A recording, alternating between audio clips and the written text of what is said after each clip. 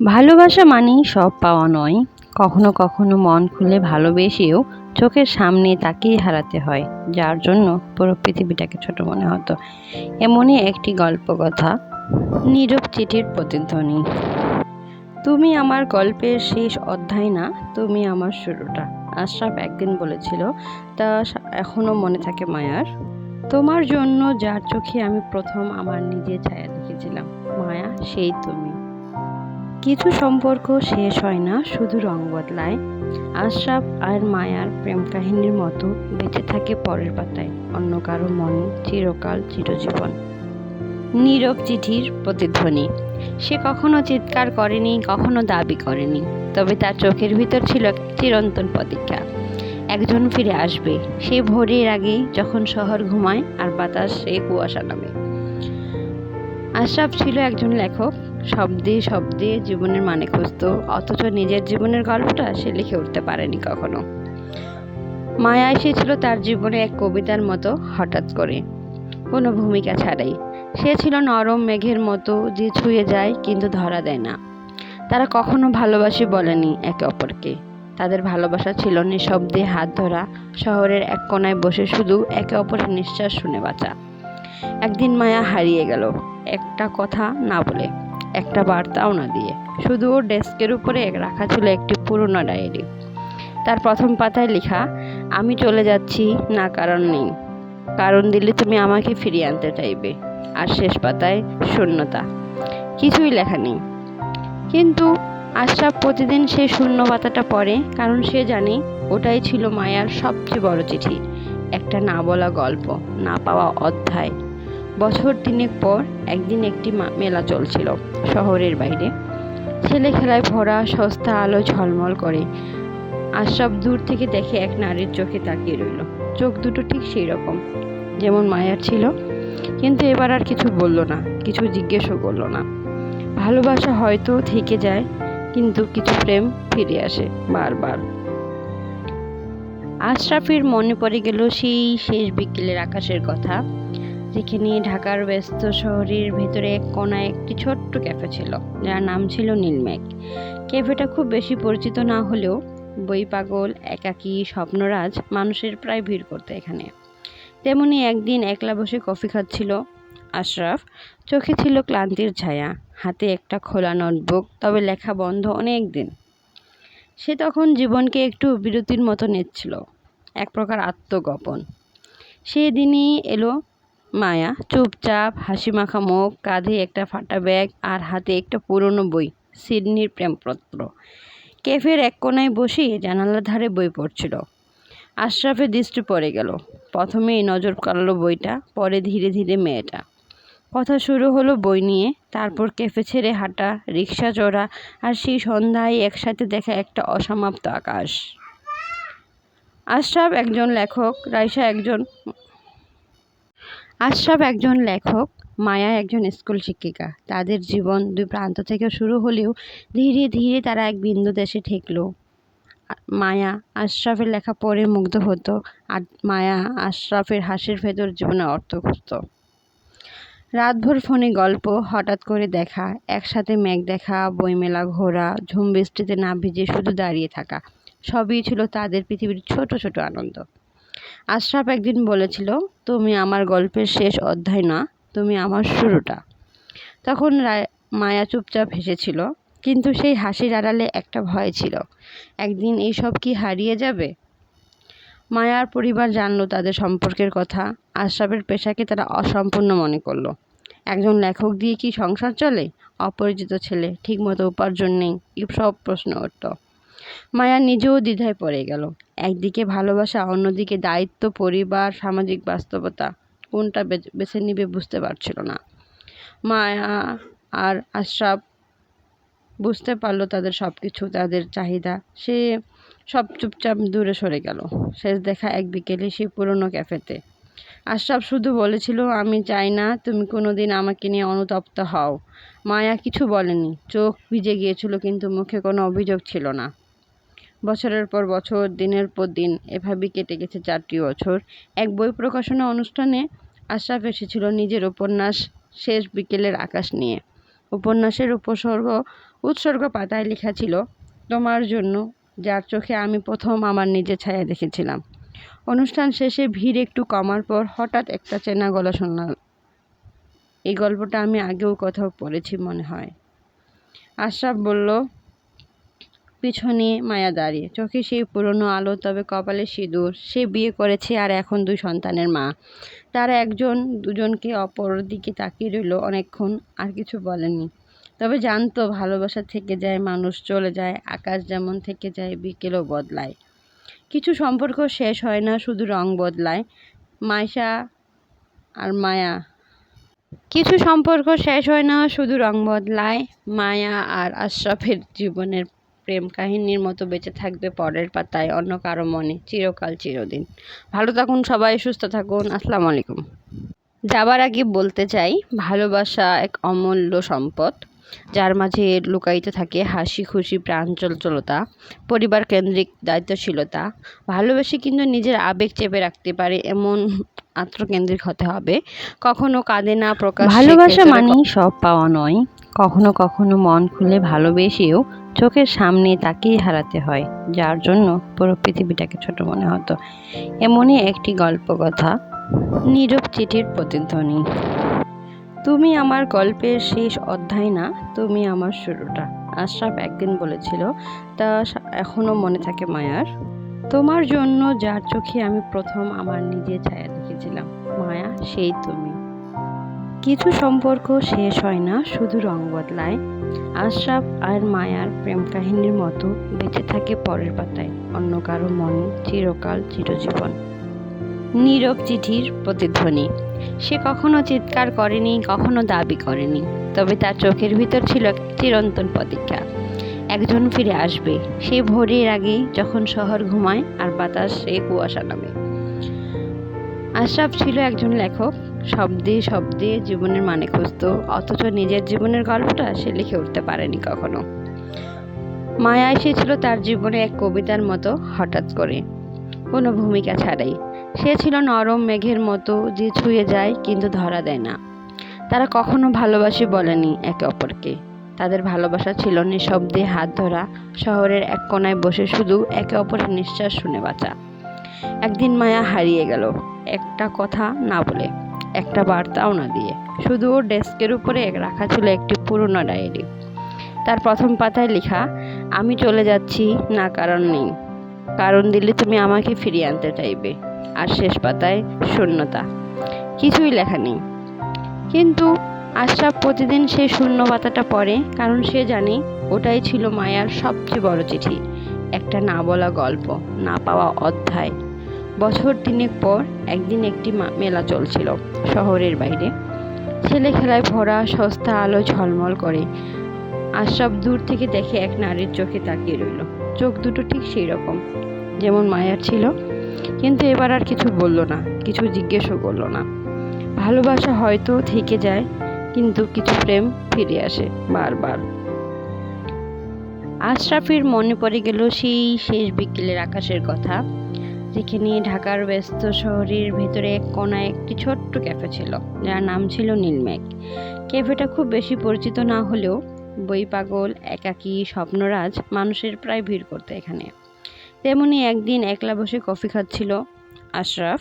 চোখে ছিল ক্লান্তির ছায়া, হাতে একটা খোলা নোটবুক, তবে লেখা বন্ধ অনেক দিন। সে তখন জীবনকে একটু বিরতির মতো নিচ্ছিল, এক প্রকার আত্মগোপন। সেদিনই এলো মায়া, চুপচাপ, হাসি মাখা মুখ, কাঁধে একটা ফাটা ব্যাগ আর হাতে একটা পুরনো বই, সিডনির প্রেমপত্র। ক্যাফের এক কোনায় বসে জানালার ধারে বই পড়ছিল। আশরাফের দৃষ্টি পড়ে গেল। প্রথমেই নজর কাড়ল বইটা, পরে ধীরে ধীরে মেয়েটা। কথা শুরু হলো বই নিয়ে, তারপর ক্যাফে ছেড়ে হাঁটা, রিক্সা চড়া, আর সেই সন্ধ্যায় একসাথে দেখা একটা অসমাপ্ত আকাশ। আশরাফ একজন লেখক, মায়া একজন স্কুল শিক্ষিকা। তাদের জীবন 2 প্রান্ত থেকে শুরু হলেও ধীরে ধীরে তারা এক বিন্দুতে এসে ঠেকলো। মায়া আশরাফের লেখা পড়ে মুগ্ধ হতো, আর মায়া আশরাফের হাসির ভেতর জীবনের অর্থ খুঁজত। রাতভর ফোনে গল্প, হঠাৎ করে দেখা, একসাথে মেঘ দেখা, বইমেলা ঘোরা, ঝুম বৃষ্টিতে না ভিজে শুধু দাঁড়িয়ে থাকা। সবই ছিল তাদের পৃথিবীর ছোট ছোট আনন্দ। আশরাফ একদিন বলেছিল, তুমি আমার গল্পের শেষ অধ্যায় না, তুমি আমার শুরুটা। তখন মায়া চুপচাপ হেসেছিল, কিন্তু সেই হাসির আড়ালে একটা ভয় ছিল, একদিন এইসব কি হারিয়ে যাবে। মায়ার পরিবার জানলো তাদের সম্পর্কের কথা। আশরাফের পেশাকে তারা অসম্পূর্ণ মনে করলো। একজন লেখক দিয়ে কি সংসার চলে? অপরিচিত ছেলে, ঠিকমতো উপার্জন নেই, সব প্রশ্ন উঠত। মায়া নিজেও দ্বিধায় পড়ে গেল। একদিকে ভালোবাসা, অন্যদিকে দায়িত্ব, পরিবার, সামাজিক বাস্তবতা। কোনটা বেছে নিবে বুঝতে পারছিল না।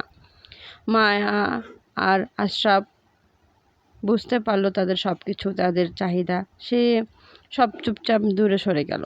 শেষ দেখা এক বিকেলে সেই পুরনো ক্যাফেতে। আশরাফ শুধু বলেছিল, আমি চাই না তুমি কোনোদিন আমাকে নিয়ে অনুতপ্ত হও। মায়া কিছু বলেনি, চোখ ভিজে গিয়েছিল, কিন্তু মুখে কোনো অভিযোগ ছিল না। বছরের পর বছর, দিনের পর দিন এভাবেই কেটে গেছে 4টি বছর। এক বই প্রকাশনা অনুষ্ঠানে আশরাফ এসেছিল নিজের উপন্যাস শেষ বিকেলের আকাশ নিয়ে। উপন্যাসের উৎসর্গ পাতায় লেখা ছিল, তোমার জন্য, যার চোখে আমি প্রথম আমার নিজের ছায়া দেখেছিলাম। অনুষ্ঠান শেষে ভিড় একটু কমার পর হঠাৎ একটা চেনা গলা শুনলাম। এই গল্পটা আমি আগেও কোথাও পড়েছি মনে হয়। আশরাফ বলল। পিছনে মায়া দাঁড়িয়ে, চোখে সেই পুরনো আলো, তবে কপালে সিঁদুর। সে বিয়ে করেছে আর এখন 2 সন্তানের মা। তারা একজন দুজনকে অপর দিকে তাকিয়ে রইল অনেকক্ষণ, আর কিছু বলেনি। তবে জানতো ভালোবাসা থেকে যায়, মানুষ চলে যায়, আকাশ যেমন থেকে যায়, বিকেলও বদলায়। কিছু সম্পর্ক শেষ হয় না, শুধু রং বদলায়। মাইশা আর মায়া কিছু সম্পর্ক শেষ হয় না, শুধু রং বদলায়। মায়া আর আশরাফের জীবনের প্রেম কাহিনীর মতো বেঁচে থাকবে পরের পাতায়, অন্য কারো মনে, চিরকাল চিরদিন। ভালো থাকুন সবাই, সুস্থ থাকুন। আসসালামু আলাইকুম। যাবার আগে বলতে চাই, ভালোবাসা এক অমূল্য সম্পদ, যার মাঝে লুকায়িত থাকে হাসি, খুশি, প্রাঞ্চঞ্চলতা, পরিবার কেন্দ্রিক দায়িত্বশীলতা। ভালোবেসে কিন্তু নিজের আবেগ চেপে রাখতে পারে এমন আত্মকেন্দ্রিক হতে হবে। কখনো কাঁদেন। ভালোবাসা মানেই সব পাওয়া নয়, কখনো কখনো মন খুলে ভালোবেসেও চোখের সামনে তাকিয়ে হারাতে হয়, যার জন্য পুরো পৃথিবীটাকে ছোট মনে হতো। এমনই একটি গল্প কথা, নীরব চিঠির প্রতিধ্বনি। তুমি আমার গল্পের শেষ অধ্যায় না, তুমি আমার শুরুটা। আশরাফ একদিন বলেছিল, তা এখনো মনে থাকে মায়ার। তোমার জন্য, যার চোখে আমি প্রথম আমার নিজের ছায়া দেখেছিলাম। মায়া সেই তুমি। কিছু সম্পর্ক শেষ হয় না, শুধু রং বদলায়।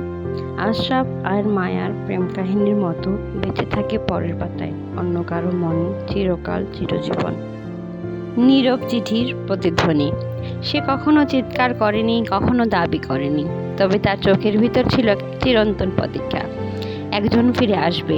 সেই ভোরের আগে, যখন শহর ঘুমায় আর বাতাসে কুয়াশা নামে। আশরাফ ছিল একজন লেখক, শব্দে শব্দে জীবনের মানে খুঁজত, অথচ নিজের জীবনের গল্পটা সে লিখে উঠতে পারেনি কখনো।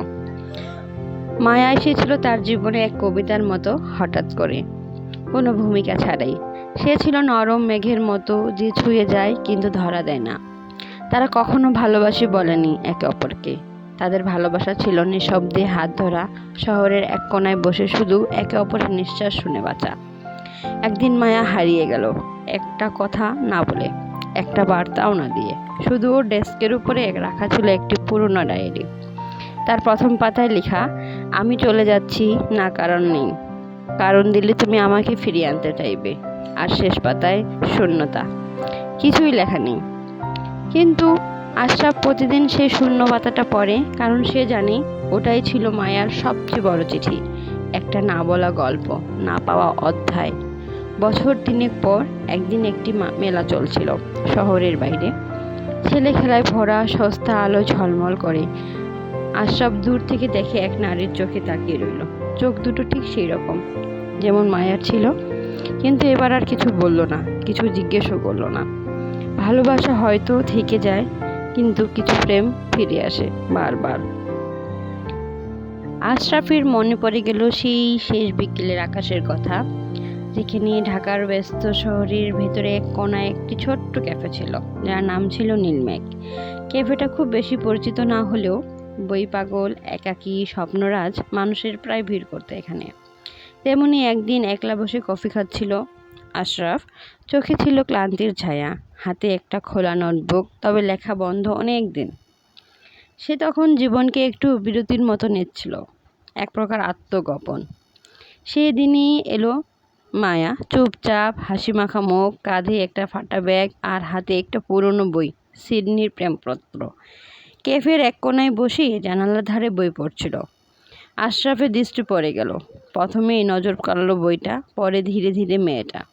কথা শুরু হলো বই নিয়ে, তারপর ক্যাফে ছেড়ে হাঁটা, রিক্সা চড়া, আর সেই সন্ধ্যায় একসাথে দেখা একটা অসমাপ্ত আকাশ। আশরাফ একজন লেখক, মায়া একজন স্কুল শিক্ষিকা। তাদের জীবন দুই প্রান্ত থেকে শুরু হলেও ধীরে ধীরে তারা এক বিন্দুতে এসে ঠেকল। মায়া আশরাফের লেখা পড়ে মুগ্ধ হতো, আর মায়া আশরাফের হাসির ভেতর জীবনের অর্থ খুঁজত। রাতভর ফোনে গল্প, হঠাৎ করে দেখা, একসাথে মেঘ দেখা, বইমেলা ঘোরা, ঝুম বৃষ্টিতে না ভিজে শুধু দাঁড়িয়ে থাকা, সবই ছিল তাদের পৃথিবীর ছোট ছোট আনন্দ। আশরাফ একদিন বলেছিল, তুমি আমার গল্পের শেষ অধ্যায় না, তুমি আমার শুরুটা। তখন মায়া চুপচাপ হেসেছিল, কিন্তু সেই হাসির আড়ালে একটা ভয় ছিল, একদিন এইসব কি হারিয়ে যাবে। মায়ার পরিবার জানলো তাদের সম্পর্কের কথা। আশরাফের পেশাকে তারা অসম্পূর্ণ মনে করলো। একজন লেখক দিয়ে কি সংসার চলে? অপরিচিত ছেলে, ঠিকমতো উপার্জন নেই, সব প্রশ্ন উঠত। মায়া নিজেও দ্বিধায় পড়ে গেল।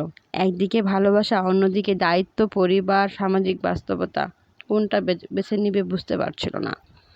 মায়া আর আশরাফ বুঝতে পারলো তাদের সব কিছু, তাদের চাহিদা। সে সব চুপচাপ দূরে সরে গেল। শেষ দেখা এক বিকেলে সেই পুরনো ক্যাফেতে। আশরাফ শুধু বলেছিল, আমি চাই না তুমি কোনোদিন আমাকে নিয়ে অনুতপ্ত হও।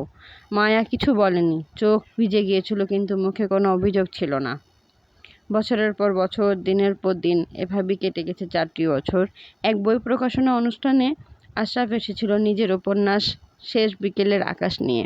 উপন্যাসের উৎসর্গ পাতায় লেখা ছিল, তোমার জন্য, যার চোখে আমি প্রথম আমার নিজের ছায়া দেখেছিলাম। অনুষ্ঠান শেষে ভিড় একটু কমার পর হঠাৎ একটা চেনা গলা শুনলাম। এই গল্পটা আমি আগেও কোথাও পড়েছি মনে হয়। আশরাফ বলল। পিছনে মায়া দাঁড়িয়ে, চোখে সেই পুরনো আলো, তবে কপালে সিঁদুর। সে বিয়ে করেছে আর এখন 2 সন্তানের মা। তারা একজন দুজনকে অপরের দিকে তাকিয়ে রইল অনেকক্ষণ, আর কিছু বলেনি। তবে জানতো ভালোবাসা থেকে যায়, মানুষ চলে যায়, আকাশ যেমন থেকে যায়, বিকেলও বদলায়। কিছু সম্পর্ক শেষ হয় না, শুধু রং বদলায়।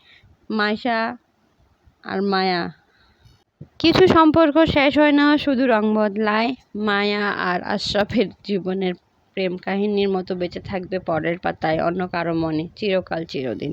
ভালো থাকুন সবাই, সুস্থ থাকুন। আসসালামু আলাইকুম।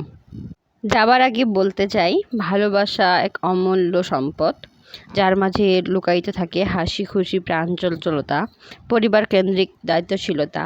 ভালোবেসে কিন্তু নিজের আবেগ চেপে রাখতে পারে এমন আত্মকেন্দ্রিক হতে হবে। কখনো কাঁদে